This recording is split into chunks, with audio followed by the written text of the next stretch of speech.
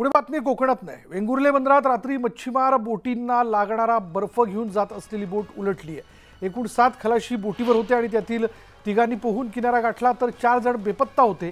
त्यातील दोघांचे मृतदेह सापडले असून दोघे अद्याप बेपत्ता आहेत। शोध मोहीम सुरू आहे। रात्री ढगांचा गडगडाट, जोरदार वादळी वारे अशी परिस्थिती असल्यामुळे ही बोट भरकटल्याने हा प्रकार घडला असावा असा प्राथमिक अंदाज आहे।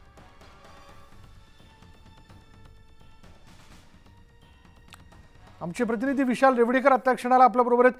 विशाल, काय माहिती या घटनेबद्दल?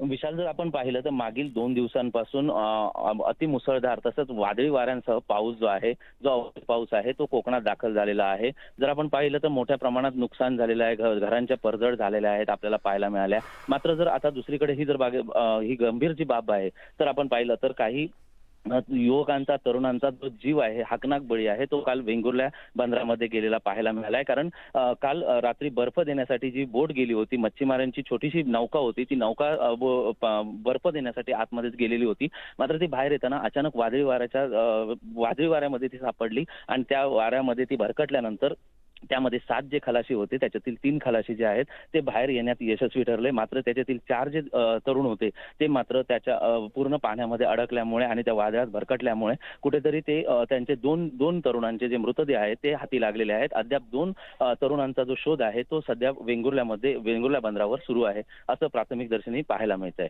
विशाल, धन्यवाद विशाल या सगळ्या माहितीबद्दल।